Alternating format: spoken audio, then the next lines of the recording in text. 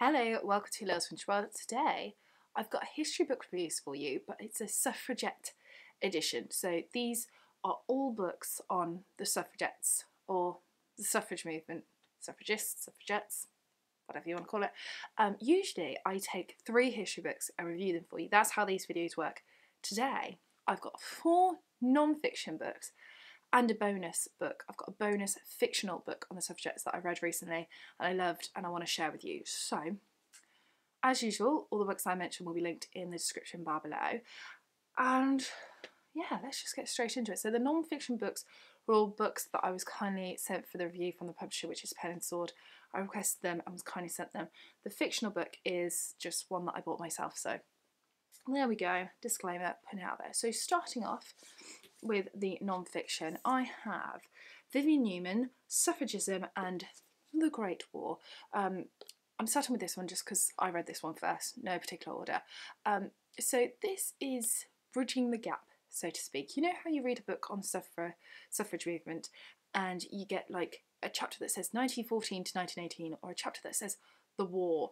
This is kind of the whole chapter. This is the bits that are missing. So this book goes through the suffrage movement and talks about suffrage movement, but it also talks about individuals and what they did during the war. So, for instance, here we go. We have Lady Londonderry and then the years, one of them horrible army women. So it gives kind of like a little brief biography, so to speak, of about what they did during the suffrage movement, and what they did during the Great War. Then you have another one here. This is Gertrude Bell, etc., etc. A lot of these women I hadn't heard of, but it was quite fascinating. So whether they volunteered during the war, whether they were nursing, whether they were abroad, whatever they did, this book kind of bridges the gap, so to speak, of it. It tells you what they did during the war. Samples. The next book is Suffragette Planners and Plotters, the Pankhurst Pethick Lawrence story by Catherine Atherton, I'm going to say. Sorry if I've spelled your name incorrectly. So this book is about the beginnings of the WSPU, the Women's Social Political Union, at the start of the 20th century. And it starts with Emmeline Pankhurst, although the Pankhursts are really a family, aren't they? They're a family unit. Real family affair, them, with the suffrage movement. So it's about the start of the WSPU, Emmeline Pankhurst, and how the Pethick Lawrence kind of come into it. But then throughout the years, how their relationship changes as the WSPU, with the whole D's Not Words, actually becomes more militant over the years to try and obtain the vote. And it's quite interesting because there aren't many books on there about their relationship and, you know, the difficult times as well as the, you know, the supportive times and both what they were trying to achieve. And yeah, it was interesting. So if you're after a book about the Pankhurst and the Pethick Lawrence, I would suggest this one because this was very, very interesting. The next is a full-on biography. It's quite heavy, actually. This is Rebel with the Cause, The Life and Times of Sarah Bennett, 1850 to 1924, Social Reformer and Suffragette by Ian Gordon. As I said, this is a biography. I love a biography, a women's biography. I think they're always fab. So this is about a woman called Sarah Bennett, who I hadn't heard of before, but she became a suffragette at the age of 57. I don't know why that kind of surprised me, but it did. I tend to think of younger women fighting for women's suffrage and the right to vote, you know, to change their future, not older women, but she was 57 and she still got up to the whole suffragette things and political ideas. She was actually imprisoned several times for her political ideas and what she got up to, her political activities, so to speak of. And this is a biography of her life. It's a really interesting book, actually, and it's kind of different to the usual biography because this is just so well researched, to be honest. So each page usually has an image on it, and it's absolutely packed to the brim of primary source detail. You can't argue with primary source detail, can you? That's why I love it. You can tell no lies. So we have primary source detail here and here, basically anything in italics, and it's absolutely packed. Pretty much every page has primary source detail, mostly from Sarah herself, Sarah's own pen. We also have photocopies of, you know, letters and diaries and official details. It's one of the most well-researched books I've read in a really, really long time, so it's sort of very good if you're after another biography about a suffragette.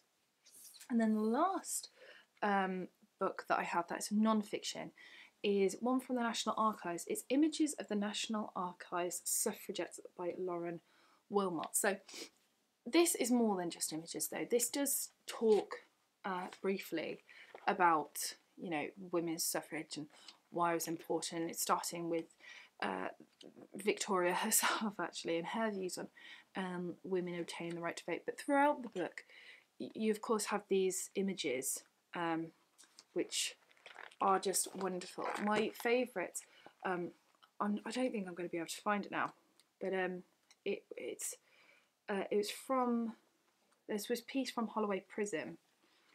Oh, here we go, where they're forced to explain and defend themselves, saying that the suffragettes were getting mistreated. But my favourite bit is probably this bit here. And it's Marion Wallace Dunlop, who was one of the first women to get become force-fed, and there's some primary source evidence for you right there. Absolutely wonderful. And if you are after something different in regards to the suffragette movement, and you'll love this, put it that way. Also, I'd say if you're writing possibly a fictional book on the suffragettes, you'd want to get your hands on that one.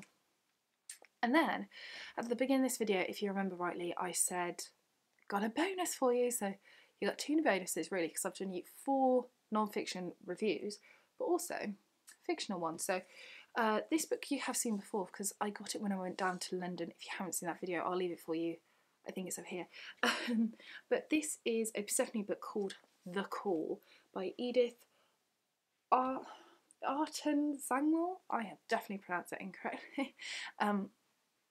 Persephone Books, if you don't know, are a publishing company and shop that sell books that for whatever reason have gone out of print, selling predominantly female authors, but they do sell male authors as well. This one is one of the most recent ones, number 129 in their collection, and this is a book, fictional book, starting in the early part of the 20th century, about a young woman called Ursula. She's in her 20s and she's a scientist, and she does these lots of experiments, and then she goes to these meetings and she presents her findings and all those types of things. She's very successful, she's very clever, and at the beginning of the book she does talk briefly about the suffrage movement, and she says she sympathises with the suffragettes and the suffrage movement in general, but she doesn't understand the suffragettes, I think, and she doesn't comprehend how their actions, the whole deeds not words, can obtain the vote. So slowly, it's a very slow burner, slowly but surely she actually ends up leaving her job as a scientist, very successful scientist, and becoming a suffragette. There is a love story intertwined within this as well, which was very, very good. I really enjoyed it. And yeah, I gave it 4 out of 5 stars, 4.5 out of 5 stars. I really, really, really loved it. Something is holding me back from giving it 5 stars, but it is really floating around in my mind still, despite the fact that I probably read this like coming up to a month ago now. But I absolutely loved it and just wanted to share it with you really. I wanted to say, if you want a book on the suffragettes, read this one because it's great. So there you go. Those are some history book reviews for you on the suffragettes. Hopefully you found 1 or 2 books that you want to get your hands on now. Let me know which ones in the comment section down below, and just chat to me about all things suffragette because I love the suffragettes. If you have any videos you'd like me to discuss in regards to the suffragettes, hit them my way as well, because I'd love to do more history videos on the suffragettes because I love chatting about them. They're just so wonderful and so inspirational and just up the women. So that is it for this video. Take care and I shall see you soon for the next one. Bye for now.